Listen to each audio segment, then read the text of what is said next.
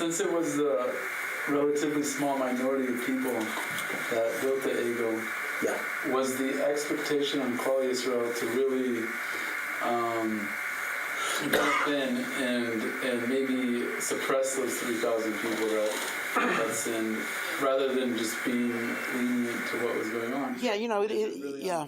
Yeah, it is a good question, because on one hand, we always talk about Chet Egel, and how this is such a stain on the entire Jewish nation, and we still bear the consequences of the Chet Egel to this very day. Rashi quotes a Chazal that every punishment that Am Yisrael gets for any sin is still connected a little bit to the Chet Egel. But then you read the Chumash and you say, this wasn't something where everybody was worshiping this golden calf. I mean, there were 3,000 people that were killed. Now, 3,000 people out of 600,000 men from 20 up, and a population probably around 3 million people. This does not seem to be a very, very great number. So, you say what? I have a question. Yeah. One is to follow up on that question.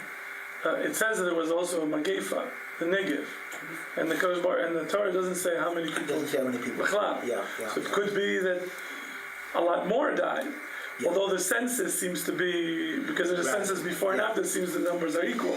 Yeah. But then who died in the Negev? Question number one. It might be a lot of the Erev Rav. That might be a possibility, because the Erev Rav are not included in the census. According to the Ramban, so does he notice the sequence? Does he respond to the sequence of why? He does not. Because that would be a natural question for him. It would have been a question, but he does not. He does not. In fact, I'm not aware of Rishonim that. I don't know all the Rishonim, but I'm not aware of Rishonim that ask the question. The question is raised by many Achronim with different answers. I just have a question. What's the deep meaning behind a bris milah? I know that cutting off the foreskin, it's more sanitary, and it's Well, yeah, that would be a superficial reason, although that may be true also. Well, you are 100% correct. I'm going to answer your question too. I didn't forget about your question, but there are many symbols, but one of the symbols of bris milah, I'll give you one that I think is a very nice message, and that is the covenant we make with God is by exposing that which is already within us. Meaning, the covenant is not by changing yourself, but opening yourself up. Because what is a brit? You cut and you expose. And what that is doing is that every Jew in their soul already loves God and already has reverence for God. And the soul is holy. And our job is not to become a different person. Our job is to expose that which is within us. That's one idea. And another idea about the sexual organ in particular is said by the Sefer HaChinuch, that we think that the sexual organ is something that we share very much in common with animals. And to some degree, we think it's not subject to voluntary control. But God is teaching us that through the Torah and the commandments, even the animalistic parts of our existence can be elevated and sanctified. In other words, let's compare it, for example, to Catholicism, right? A lot of Christianity says that in order to be holy, you have to be celibate.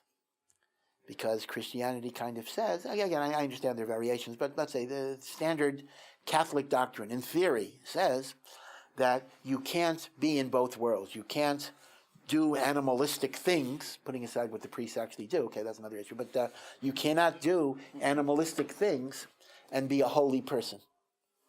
Now in Judaism, celibacy is actually considered to be a sin. A person is obligated to get married and try to have children. So what is Judaism telling us? We don't consider the physical evil.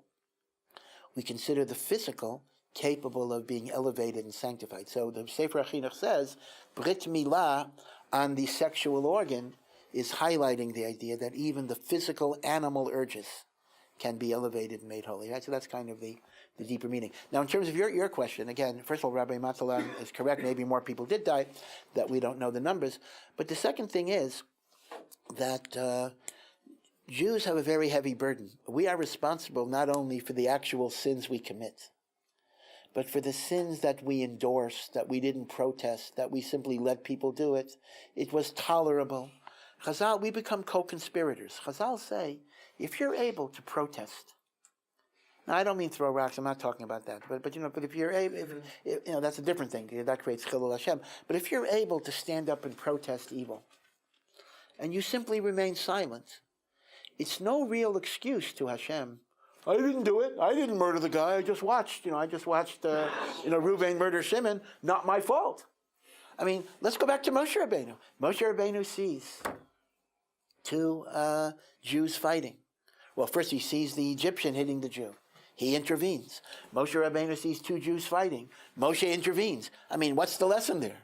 It's not enough to simply stand back and say, I'm not involved. So the Cheder Egel is another example of that. It's a very difficult burden. It's an achrayus, but that's the idea of all of the Jewish people are a raven.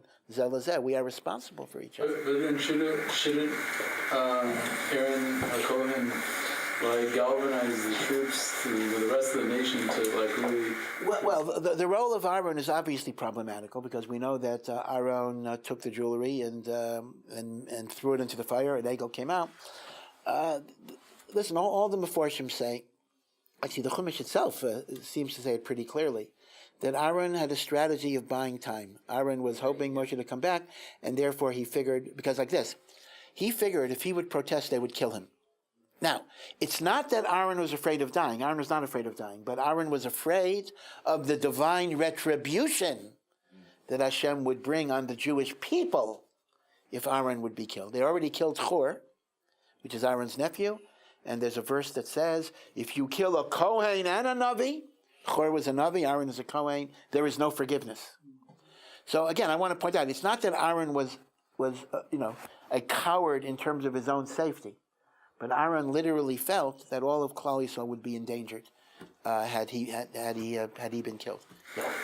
We hear about all the different generations, and within the generations we hear about great prophets. But why didn't any of the prophets ever demand a Torah for the community that they were responsible for or existed in that particular generation?